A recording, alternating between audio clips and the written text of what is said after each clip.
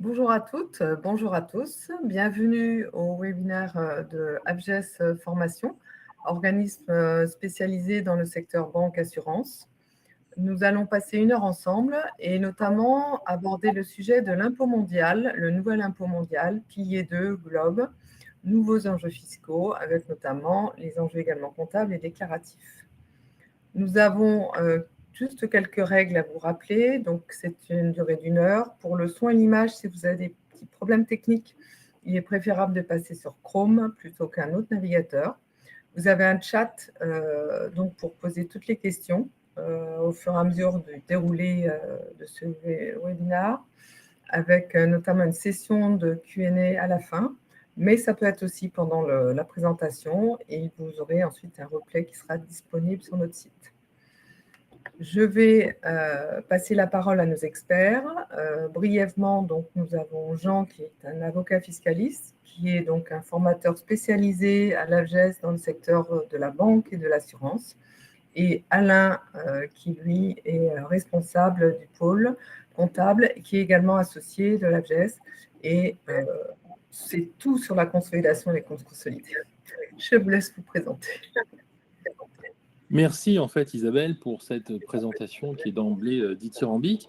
Merci en tout cas de votre présence en fait à tous. On rappelle aussi que ce webinaire sera présent après sur notre plateforme pour téléchargement et visualisation en fait ultérieure. On a voulu traiter ce soir avec Jean un sujet qui nous semble important, qui est l'impôt mondial pilier 2 Globe.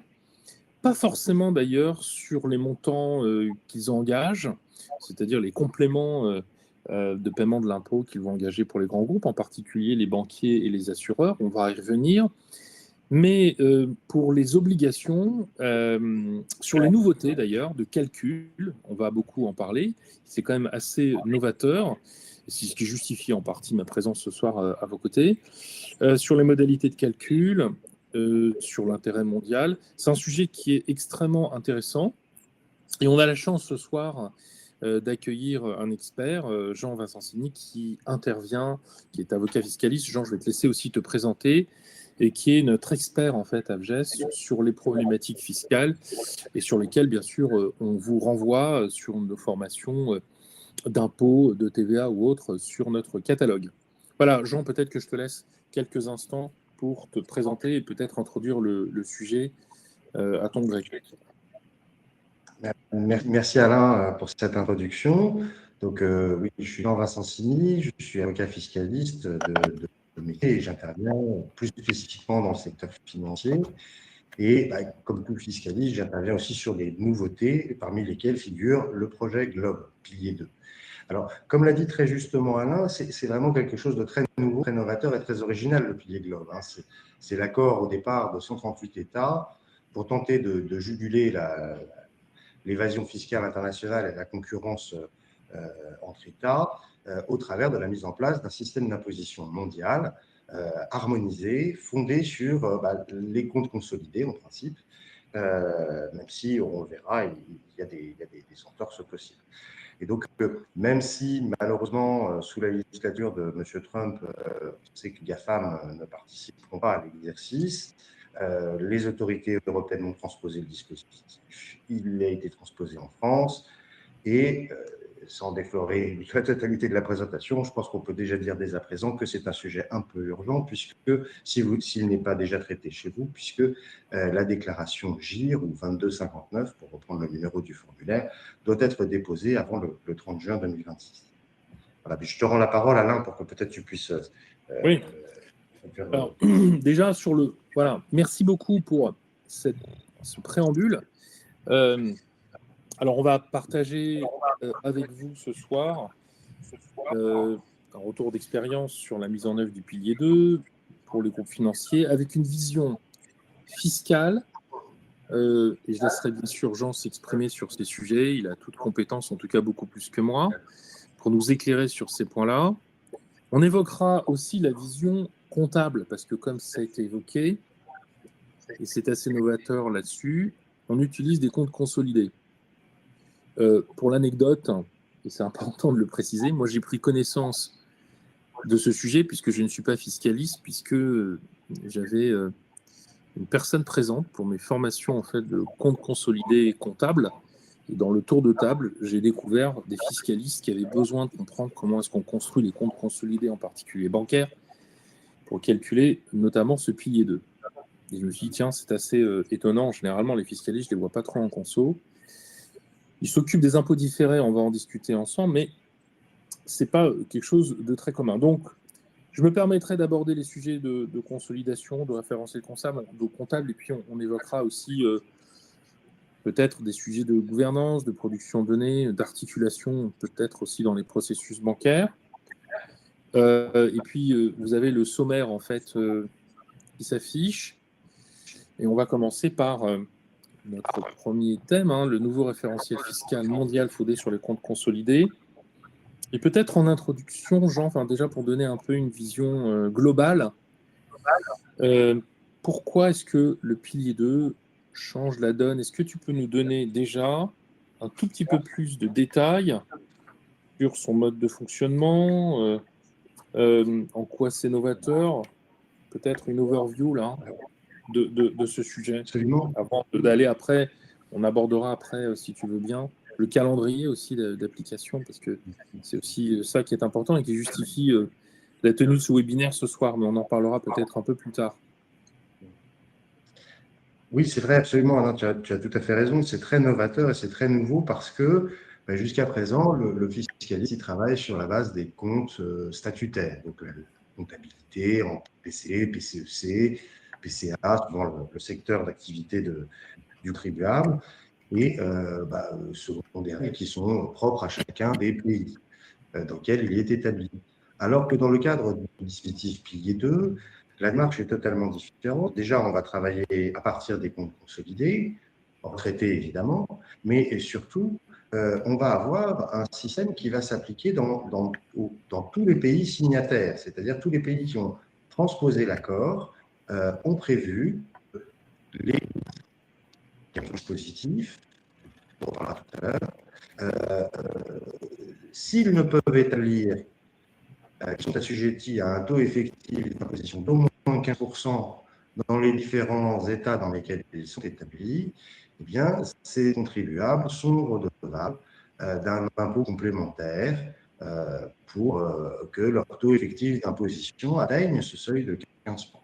Donc, voilà, par rapport à l'impôt traditionnel sur les bénéfices des sociétés, on est sur quelque chose de très différent puisque c'est un complément d'impôt dont on discute.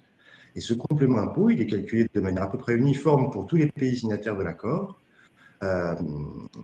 selon des méthodes qui sont édictées par l'OCDE et transposées par l'ensemble des pays signataires et des accords. Alors, les groupes concernés, évidemment, c'est pas tout groupe, puisque on aurait même pu penser que le dispositif s'attacherait uniquement aux groupes internationaux, avec une réelle présence à l'étranger. Bon, la transposition française montre bien que ce n'est pas le cas et que tous les groupes qui dépassent ce seuil désormais bien connu de 150 millions d'euros doivent participer et remplir une déclaration dans le cadre du pilier 2. Donc, c'est une déclaration qu'on appelle GIR dans les termes OCDE et 2259 en France.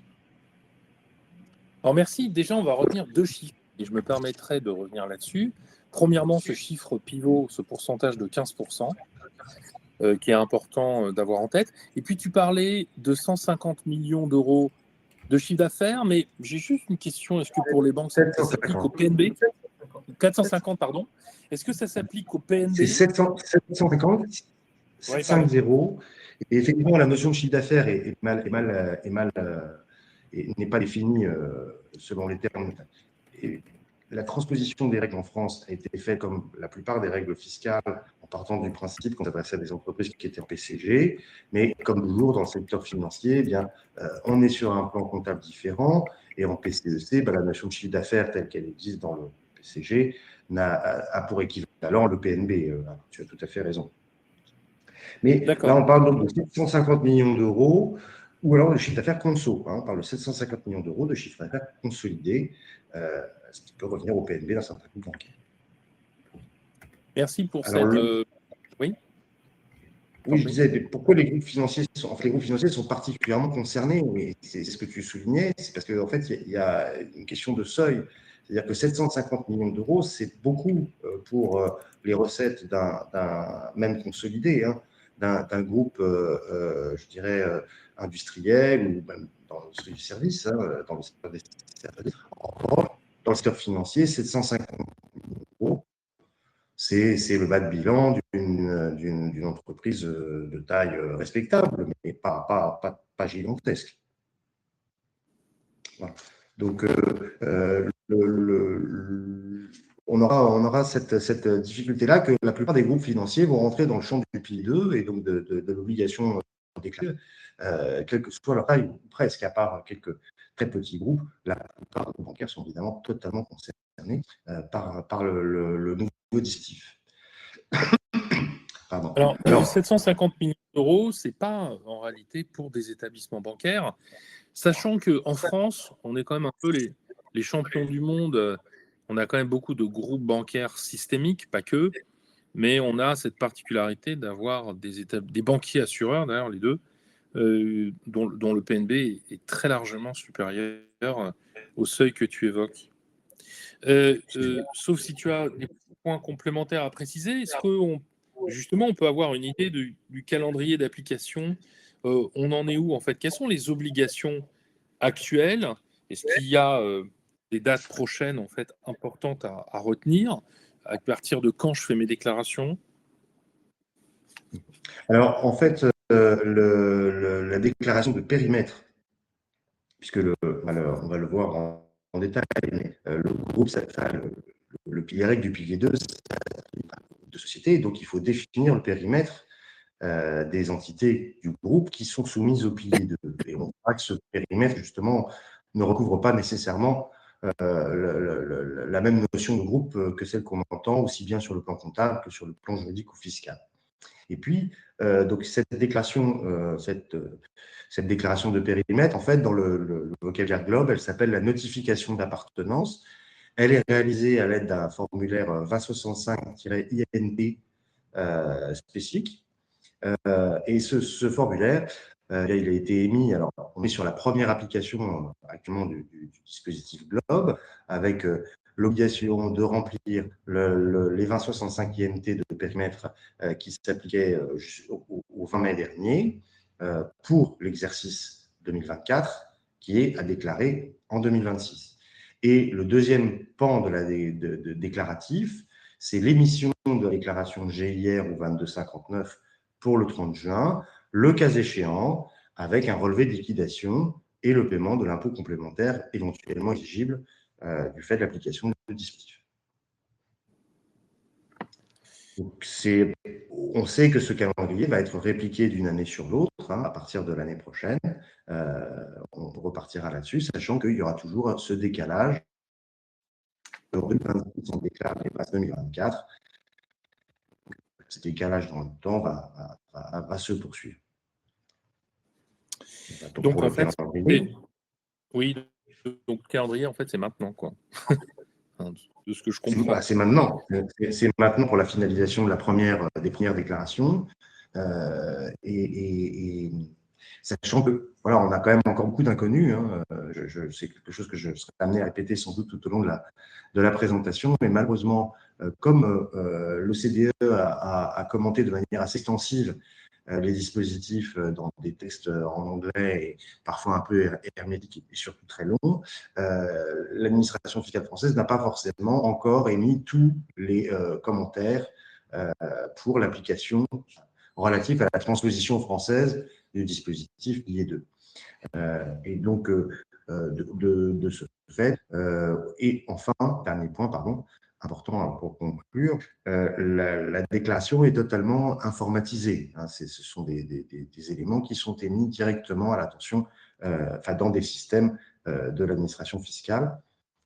Et donc, de ce fait, eh bien, aujourd'hui, on est un peu encore, je dirais, dans le suspense de savoir si les déclarations seront bien acceptées par le système, et on est encore dans l'identification peut-être des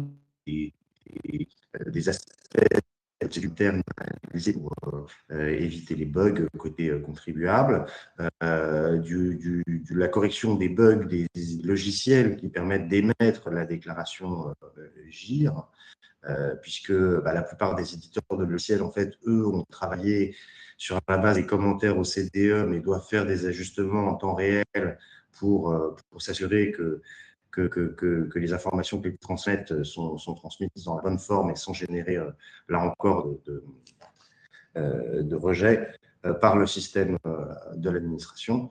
Donc, on est vraiment en plein cœur du sujet actuellement. D'accord. Est-ce que... juste peut-être pour... Pardon ? Oui, en fait, je voulais juste dire qu'il y avait quelques spécificités du secteur financier, en fait, qui faisaient que c'était d'autant plus important oui. de s'impliquer, puisque dans le secteur financier, on a trois facteurs différenciants au-delà de la taille des montants qui feront dépasser les seuils plus rapidement. Et on a d'une part des groupes qui comportent des dizaines d'entités, là où dans d'autres secteurs, en fait, on va plutôt concentrer l'activité autour de quelques gros centres de profit avec peu de satellites autour. Et puis, on a beaucoup d'entités avec des régimes particuliers dans les groupes financiers, parce que on a des SPV,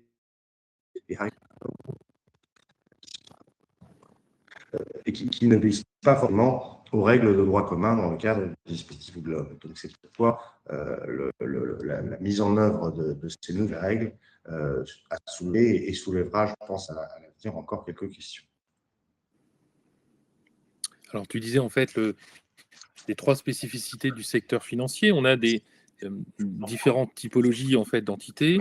Bon, il y a aussi, on va y revenir peut-être dans un second temps, mais le sujet des retraitements comptables de consolidation et ce qui rentre ou pas dans le périmètre en fait du calcul, et puis la logique potentiellement des normes. Est-ce que les IFRS sont les normes de référence, même si elles sont largement utilisées de par le monde? On a quand même les US GAAP qui existent. Et puis, tu parlais de présence fréquente, peut-être d'entités qui sont aussi singulières ou particulières. Oui, absolument. Mais on va venir, puisque justement, avant d'entrer dans la mécanique, on peut parler peut-être un petit peu enfin, on va parler de la mécanique globale et puis du dispositif, puisque donc on l'a vu, le fait pour un groupe de dépasser le seuil de 750 millions d'euros le fait rentrer dans le champ du pilier 2. Mais le problème, comme je l'évoquais tout à l'heure, c'est que le périmètre Globe n'est pas identique au périmètre consolidé, parce qu'il doit inclure parfois les entités consolidables mais écartées car non significatives. Il ne recouvre pas non plus le périmètre prudentiel, puisque en fait on ne va pas retenir un certain nombre d'entités qui, bien qu'elles aient des implications sur le plan prudentiel, on ne va pas les retenir dans le périmètre Globe, puisqu'on va s'attacher aux entités constitutives, c'est-à-dire des entités qui sont détenues par une seule et même EMU, donc une entité de groupe, on va dire, en français, et qui sont soit consolidées, soit consolidables et contrôlées. Et donc, on va également avoir distinction au sein de ces entités, puisqu'on va donc avoir l'EMU, l'entité de tête, et puis en dessous, parmi les entités constitutives qui sont intégrées au calcul groupe, on va avoir toutes les filiales, y compris les filiales et les sous-filiales contrôlées qui respectent les critères d'intégration au périmètre. Et on aura aussi un certain nombre d'entités dites entités d'investissement, sur lesquelles on reviendra, puisque elles imposent des retraitements et des calculs particuliers. Mais la logique, avant tout, pour reprendre du début, la logique, au-delà une fois qu'on a déterminé son périmètre, qu'on l'a déclaré fin mai au travers des 2065 INT, pardon, on doit ensuite comprendre comment fonctionne le dispositif. Et le dispositif repose sur une logique de taux effectif d'imposition, comme je l'évoquais tout à l'heure. Donc, ce n'est pas un vrai calcul fiscal, puisque ce n'est pas non plus un calcul purement comptable, parce que ça ne correspond pas au taux effectif d'imposition tel qu'on le calculerait sur base des comptes consolidés. Ça ne correspond pas à la charge d'impôt sur les bénéfices du groupe. Donc, on part bien du résultat consolidé, mais on devrait y appliquer un certain nombre de retraitements globes, neutraliser certains éléments intra-groupes, corriger certains impôts différés, retraiter certains dividendes, on reviendra là-dessus, et puis ensuite, effectivement, intégrer les règles spécifiques aux entités d'investissement que j'évoquais tout à l'heure. Donc, on voit qu'on est sur une logique qui repose pleinement sur le calcul au niveau de l'ensemble des entités, enfin du groupe composé de l'ensemble des entités rentrant dans le périmètre, d'un taux effectif d'imposition qu'on va ensuite comparer au taux minimum de 15%. Alors, pour ce calcul, en fait, on va avoir, j'évoquais, on va avoir plusieurs retraitements. Alors, vous avez sur le sommaire une liste un peu à l'après-vert, mais néanmoins presque et quasiment exhaustive de ces retraitements qui doivent être apportés aux résultats qualifiés. Alors, quand est-ce qu'on calcule le résultat qualifié on le fait quand on est sûr de ne pas être exonéré à d'autres titres du dispositif. Donc, je reviendrai sur les clauses d'exemption qui font l'objet d'un calcul différent, mais il nous a semblé intéressant avec Alain d'évoquer avec vous aujourd'hui justement quels étaient les principaux points d'attention à retenir pour un calcul de plein exercice. Et donc, quand on fait un calcul de plein exercice, on doit retraiter à la fois le résultat qualifié globe, qui est l'agrégation des résultats qualifiés de l'ensemble des entités constitutives du groupe, qui constitue le dénominateur en fait du ratio globe, du calcul du taux effectif d'imposition. Et puis, au numérateur, on va retenir la charge d'impôt déterminée elle-même selon les règles globe également. Alors, pour le calcul de ce résultat qualifié et de cet impôt qualifié, on va devoir procéder à certains retraitements. Donc, si on s'arrête au résultat qualifié, le premier des retraitements, il porte sur les dividendes, puisqu'il y a un certain nombre de dividendes qui sont exclus du calcul du résultat qualifié pour éviter les doubles impositions économiques. Donc, on va exclure, par exemple, les dividendes reçus de participation supérieurs ou égaux à 10%, les dividendes intra-groupe, les dividendes reçus de participation détenus depuis plus d'un an, de portefeuille détenus depuis moins d'un an, inférieur à 10%, les dividendes provenant d'entités qui ont l'entité d'investissement opté pour un régime spécial, j'y reviendrai tout à l'heure, et puis de dividendes qui ont pu créer une charge déductive chez l'émetteur. Donc, tout ça fait que l'impôt éventuellement supporté sur les dividendes demeure en couvert, mais qu'un certain nombre de dividendes vont devoir être exclus, donc déduits du résultat qualifié.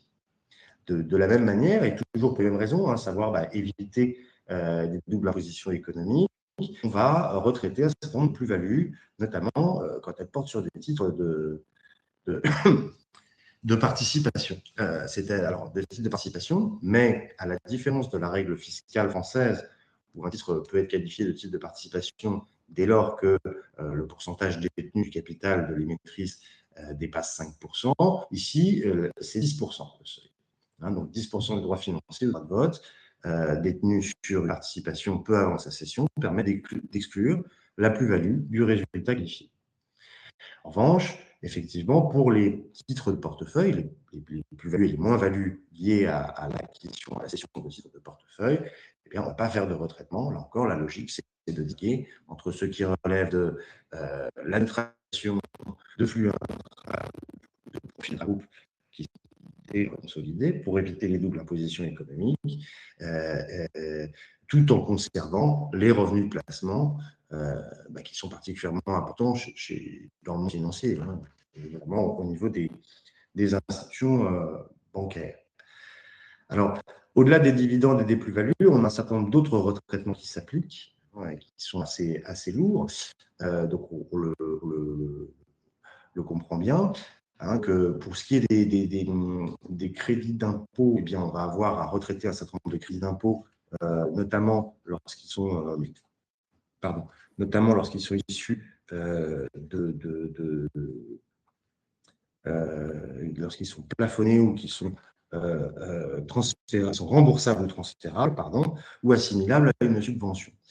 Donc, effectivement, ces crédits d'impôt font l'objet d'un retraitement, là encore. Et puis, le sujet central du dispositif, c'est évidemment l'impôt différé, puisqu'il apparaît, il est pris en compte pour la détermination des résultats qualifiés. Et donc, si on le maintenait dans l'impôt, eh bien, ça fausserait le calcul. Donc, ce qu'on nous dit, c'est qu'on peut intégrer les impôts différés aux impôts couverts pour éviter qu'une différence de timing impacte le TEI.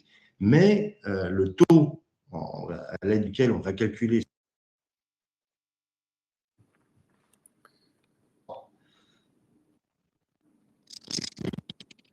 alors on raisonne par rapport au taux minimum d'imposition de 15%.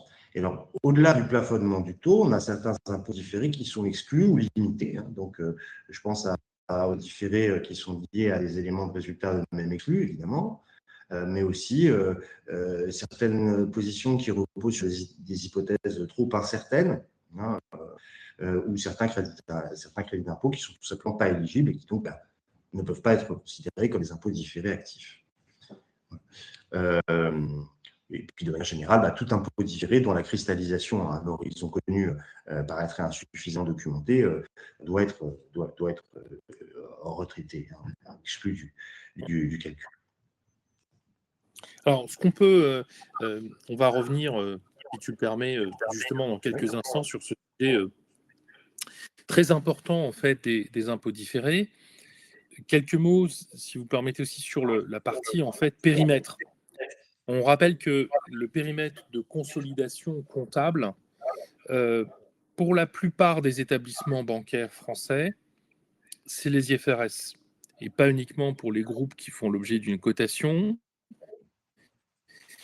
simplement parce que le référentiel IFRS est un référentiel de transparence qui est souvent utilisé par simplicité aussi pour les calculs prudentiels. Donc, c'est déjà un atout de considérer qu'on a, pour la plupart des établissements et les banquiers assureurs français, un périmètre de consolidation aux normes IFRS avec des méthodes de conso IFRS. Et les banquiers sont aussi habitués, puisque de la même manière qu'on a un axe du périmètre globe avec une vision, avec une intention fiscale, l'intention du périmètre de consolidation IFRS, c'est donner une dimension économique d'un groupe de valeurs qui est différent d'ailleurs du périmètre prudentiel. Le périmètre prudentiel ayant vocation à donner justement une vision prudente de ce périmètre. Et comme les objectifs sont différents, les périmètres sont aussi différents. Nous avons donc des filiales qui sont consolidées en IFRS, en intégration globale ou mise en équivalence, et qui ne se retrouvent pas consolidées en prudentiel ou de manière différente. Par exemple, les compagnies d'assurance sont mises en équivalence, même si on a le contrôle dans le périmètre prudentiel. Je ne vais pas calculer de RWA sur mes encours assurantiels. J'ai un pilotage. Donc, ça signifie que rajouter un périmètre complémentaire avec des spécificités piliers 2 globe, en termes de démarche, on sait faire, en tout cas dans une banque. On est habitué déjà à être un peu bicéphale, à travailler avec une vision conso IFRS, et on vient l'utiliser pour ensuite amener des filtres et une interprétation différente sur un périmètre prudentiel. Et donc, finalement, on a une nouvelle définition. Il faut aussi aller rechercher ces entités consolidées dans le périmètre IFRS, celles qui sont aussi potentiellement ajoutées en prudentiel, pour aller chercher ce filtre et savoir ce qu'on va retenir dans le périmètre globe au regard de ce que nous dit en fait les juridictions. Donc attention, premier volet sur le périmètre en fait de calcul qui peut être variable par rapport à ce qu'on connaît déjà. Mais en termes de processus, ça va générer des évolutions évidemment dans nos chaînes de traitement, mais pas forcément une révolution de savoir-faire, parce qu'on est déjà passé par des sujets prudentiels qui n'hésitent pas à aller avoir leur propre vision, leur propre traitement, leur propre définition des fonds propres, puisque je rappelle même qu'au niveau des fonds propres prudentiels, on a un certain nombre d'éléments qui sont comptabilisés en consolidation et qui font l'objet de filtres. Alors, tu parlais il y a quelques instants en fait d'impôts différés, dont je rappelle d'ailleurs pour certains une définition, parce que parfois c'est une logique peut-être obscure ou pas très claire, et c'est souvent des sujets qu'on pose les collaborateurs posent d'emblée lorsqu'on parle de consolidation. Les impôts différés, en un mot, c'est l'alignement des différences temporaires. C'est de considérer de manière sommaire, si je constate par exemple une plus-value en consolidation et que je l'inscris en résultat, et que cette plus-value doit être fiscalisée au moment de la cession, par exemple, d'un titre, bah, on nous dit en consolidation, pourquoi mentionner une plus-value brute alors que la réalité, c'est qu'au moment de la cession, je vais devoir payer un impôt. Donc, on va constater un impôt différé, notamment passif ou bien actif dans l'autre sens. Le sujet des impôts différés était déjà crucial avant l'impact, ou avant l'arrivée, j'ai envie de dire, du pilier 2. Crucial à plusieurs niveaux. D'abord, parce que, et ça, ce sont des souvenirs de responsables d'audit d'établissements bancaires, Jean, je m'en excuse, mais on avait beaucoup de fiscalistes en banque qui étaient assez peu intéressés par les impôts différés, parce qu'en général, ce n'est pas une source de redressement. Donc, on avait des comptables qui faisaient La vérité, ça. c'est ça, c'est qu'effectivement, l'administration fiscale ne se fonde pas sur les comptes consolidés pour notifier des redressements. Maintenant, elle va quand même regarder les provisions de risques fiscaux. Et là où tu as tout à fait raison, c'est que les fiscalistes à tort s'intéressent à ces plans comptables de l'impôt. Et de ce fait, c'est les économies futures impôts et les charges futures d'impôts qui pourraient donner lieu à une écriture d'impôt différé relèvent plutôt du département de consolidation. Il y a une autre explication à ça, elle est très simple, c'est qu'en réalité, tu l'as dit très justement, l'impôt différé, c'est le constat des différences temporaires ou temporelles, je ne sais jamais, entre les comptes consolidés et les comptes statutaires et les données fiscales.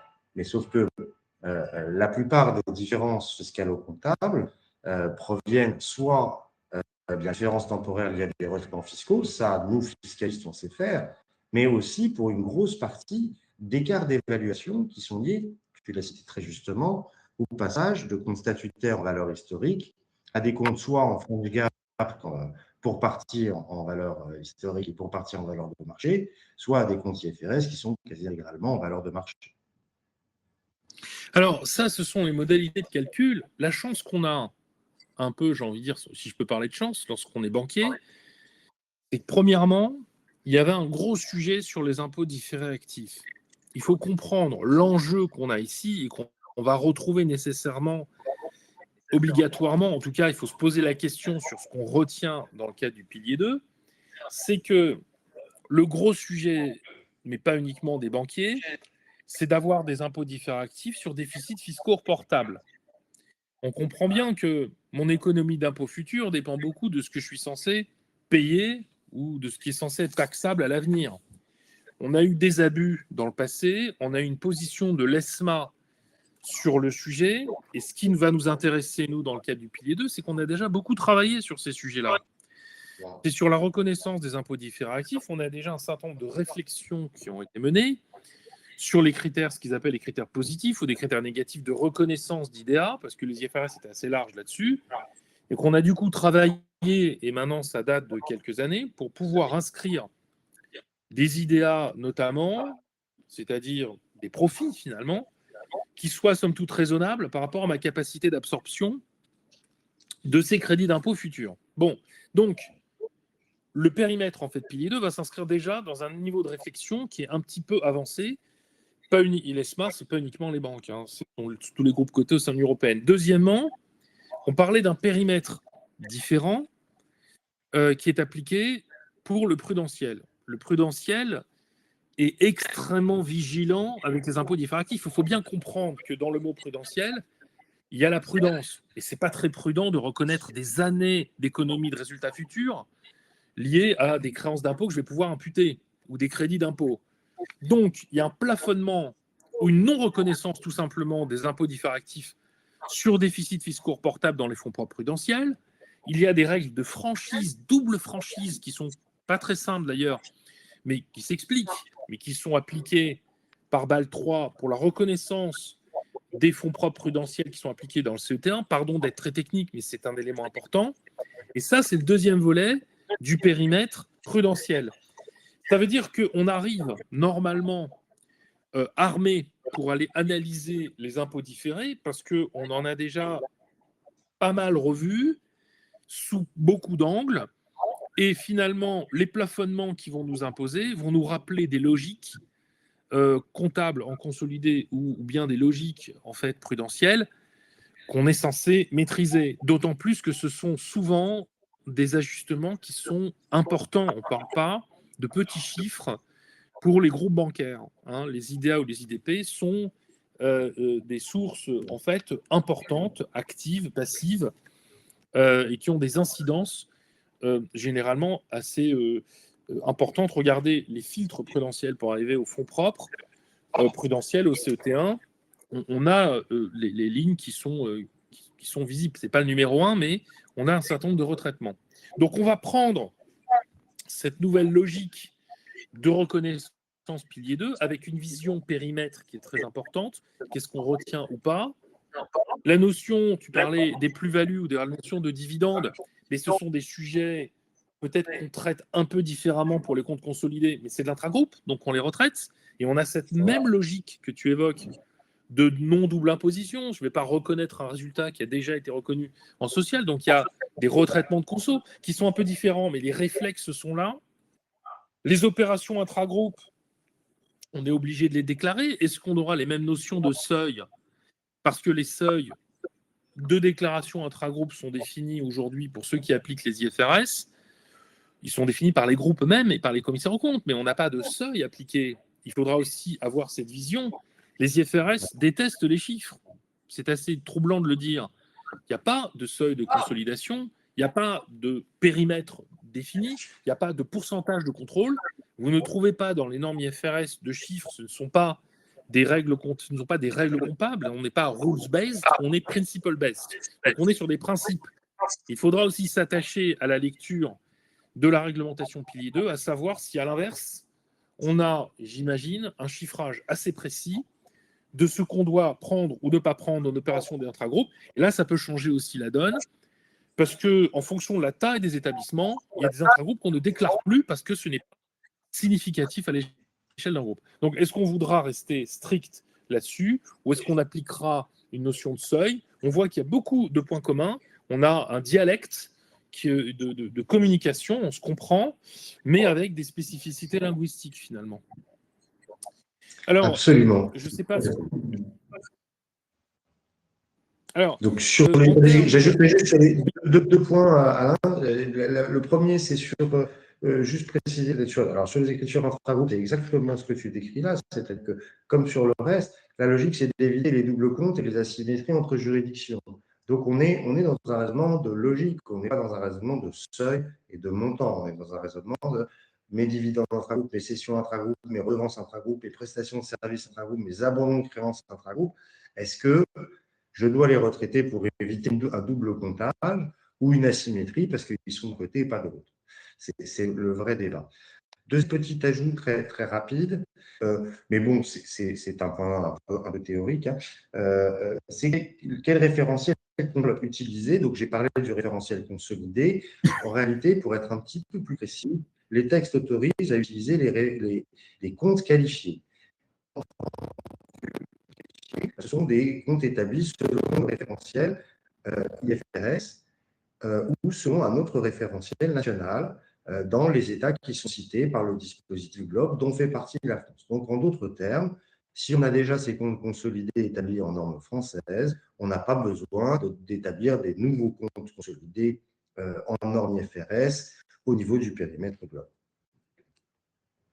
Je te rends la parole. Alors ton point est que d'abord, je l'apprends et merci beaucoup, en fait, Jean. Et l'intuition que ça va donner, c'est que quand on parle de taxes, on parle de quelque chose de très concret à payer. Bon, donc si je me mets une seconde à la tête d'un groupe bancaire qui aujourd'hui publie ses comptes parce qu'il n'est pas obligé de le faire en IFRS, il le fait en norme de consolidation française, ça va être un argument de consolidation comptable.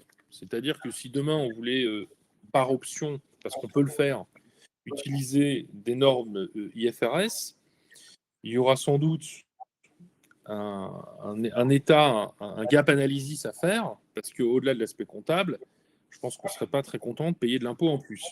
Alors qu'aujourd'hui, l'impact était neutre, puisque le fait qu'on soit en norme de consolidation française ou IFRS ne change pas globalement le paiement de l'IS, il me semble, ou de TVA ou autre que je paye, puisque c'est sur la compta sociale.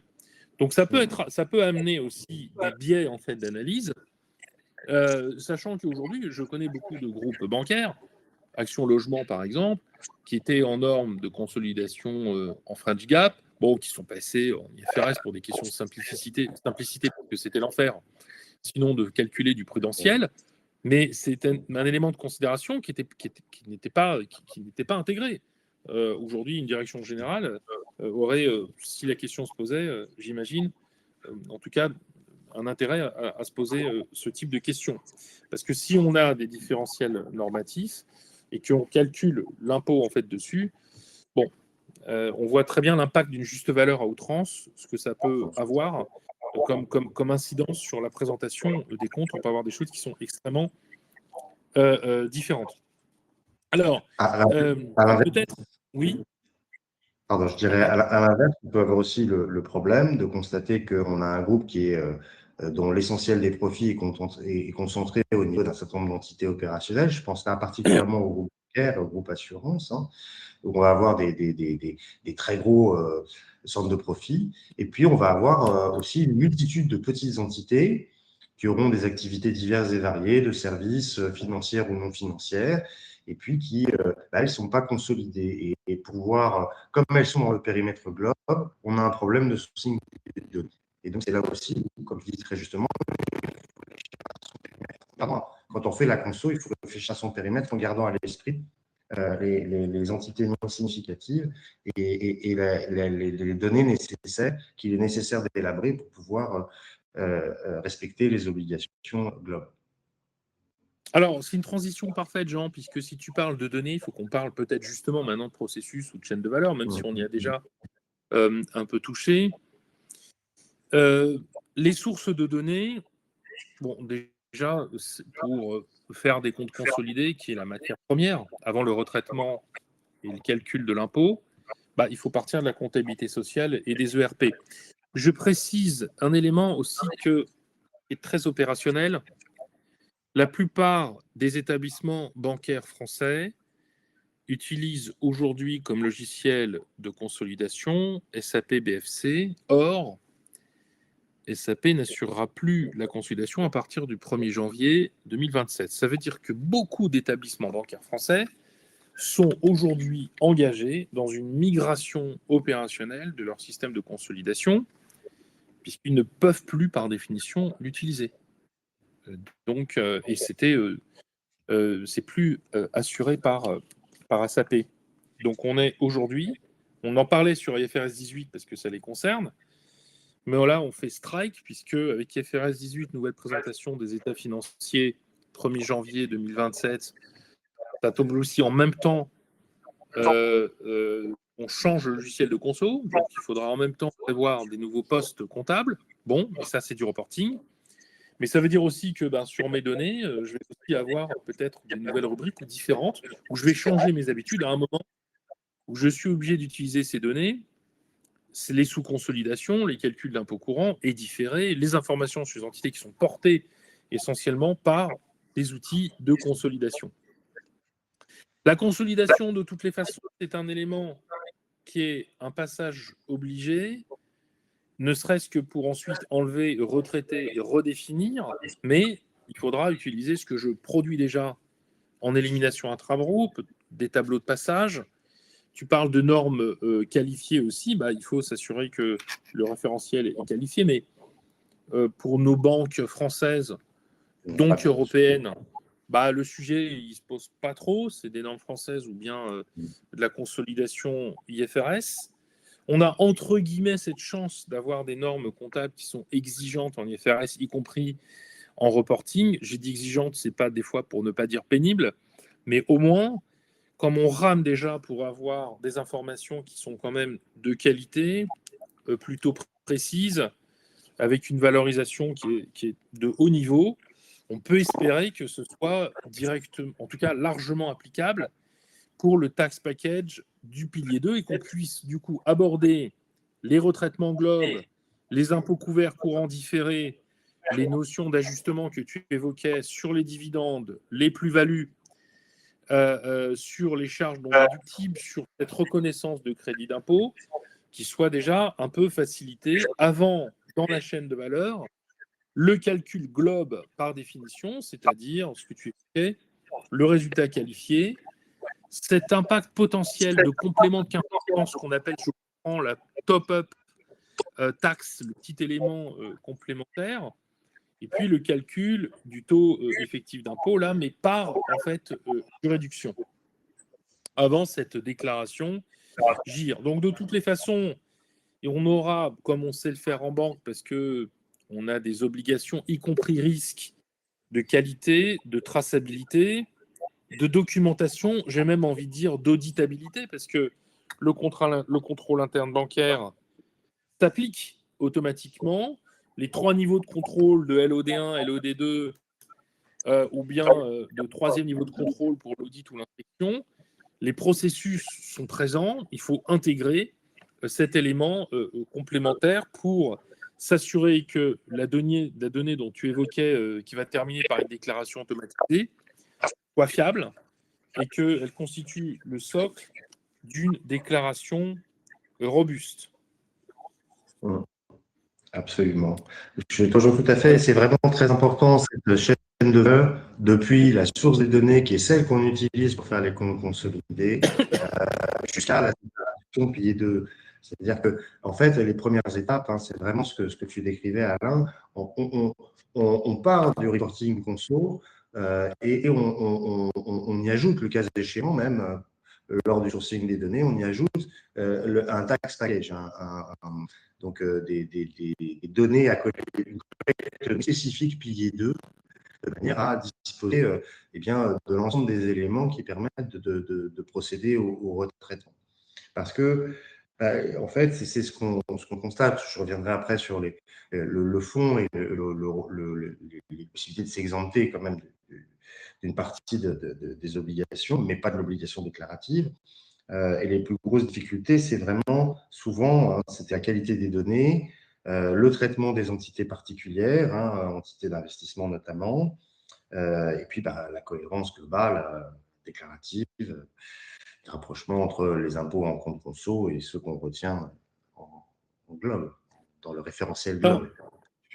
Et c'est effectivement important. Et est-ce que tu peux nous donner, maintenant qu'on a, je crois, un peu cerné, en tout cas, la logique des retraitements, du processus, il faudra bien sûr aller dans le détail, mais on comprend bien cette notion de filtre ou de périmètre ou d'analyse à faire poste par poste. Est-ce qu'on peut évoquer le sujet des transitional safe harbors, c'est-à-dire peut-être les moyens ou les conditions pour éviter les calculs globes complets? De quoi il s'agit? Alors, en fait, les Transitional Safe Harbors sont des clauses d'exemption en français. Elles sont au nombre de 3 et elles permettent non pas de s'exonérer de l'obligation déclarative, mais de s'exonérer du calcul complet du EI Globe et donc de l'impôt, du paiement d'un impôt complémentaire. Alors, comment est-ce que ça fonctionne? Eh bien, on a 3 tests. Le premier, c'est le test de minimis. Donc, ces 3 tests s'appliquent juridiction par juridiction. Et il s'applique sur des éléments de comptabilité simplifiés. C'est-à-dire qu'à la différence du TEI Globe, dont vous avez bien compris, sans rentrer dans le détail sur les entités d'investissement, vous avez bien compris qu'il y avait quand même beaucoup de retraitements à pratiquer pour effectuer un calcul de plein exercice. Là, pour le calcul des TSH, on va retenir les données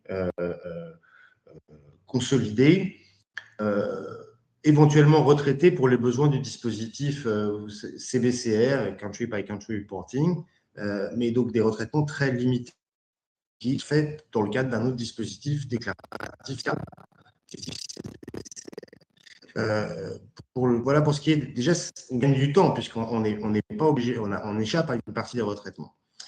Les trois tests, le test des minimis, c'est un test qui vise à déterminer si on passe les quelques seuils au-delà desquels on est obligé de déclarer une entité dans une juridiction étrangère, dans la juridiction française, si on est très faiblement implanté. Donc, ça suppose d'avoir un chiffre d'affaires inférieur à 10 millions d'euros et un bénéfice ou une perte avant impôt dans la juridiction, dans le cas concerné, inférieur à 1 million d'euros.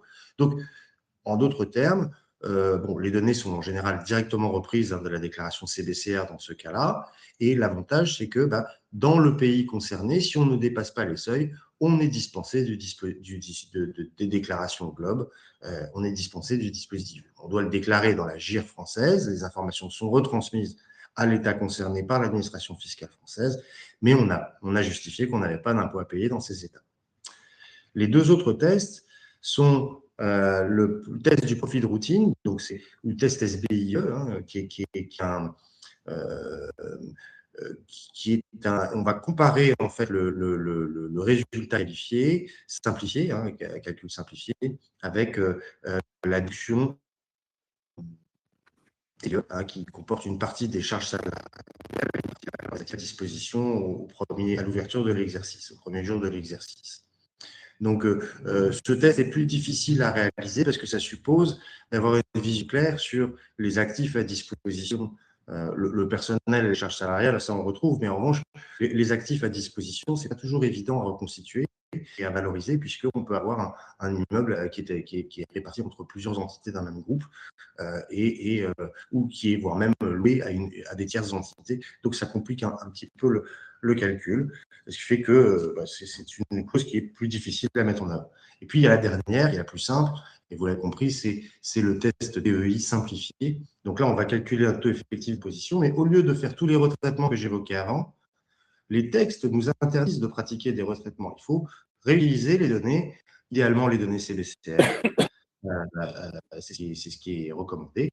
Et donc, dans ce cas-là, si on établit sur la base, sans procéder à un calcul de résultats qualifiés et d'impôts qualifiés approfondis, on peut quand même établir que sur la base des données consolidées non retraitées, de l'ensemble des entités rentrant dans le périmètre globe, on ne dépasse pas le seuil de 15%. On paye largement plus de 15% d'impôts, en taux effectif, et que donc on est dispensé de tout impôt complémentaire.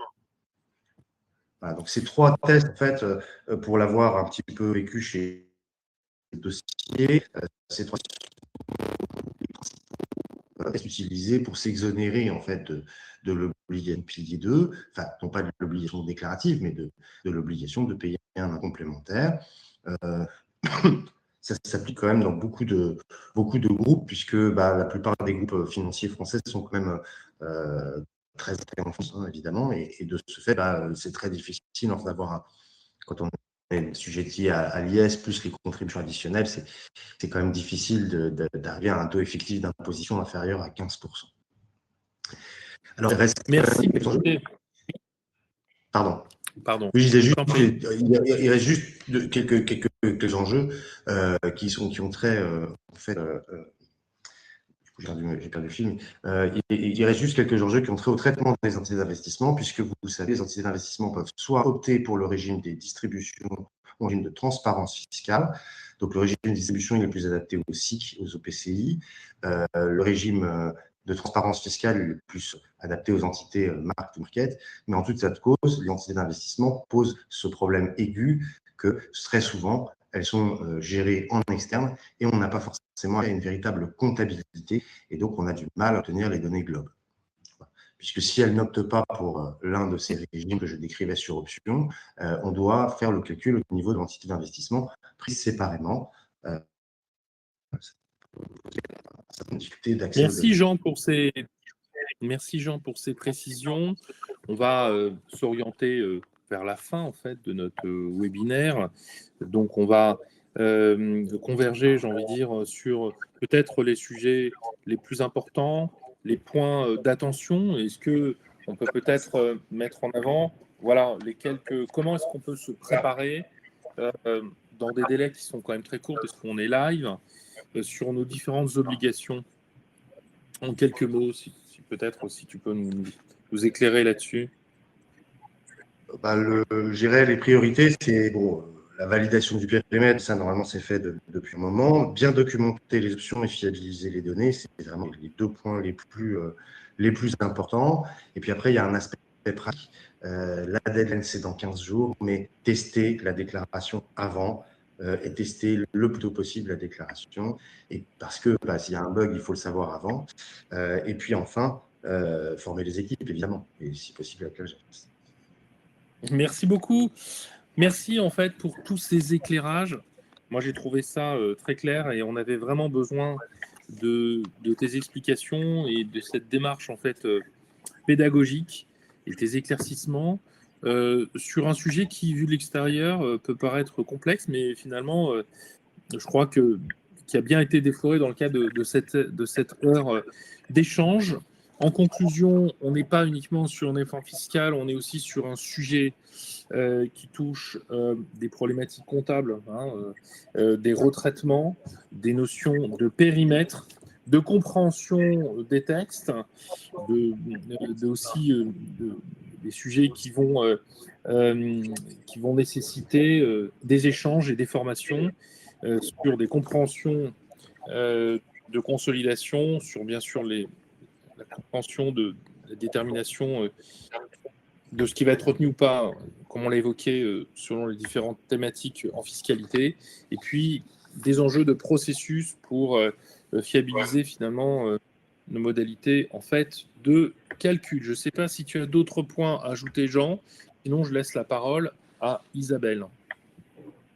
C'est parfait, merci. Merci en tout cas.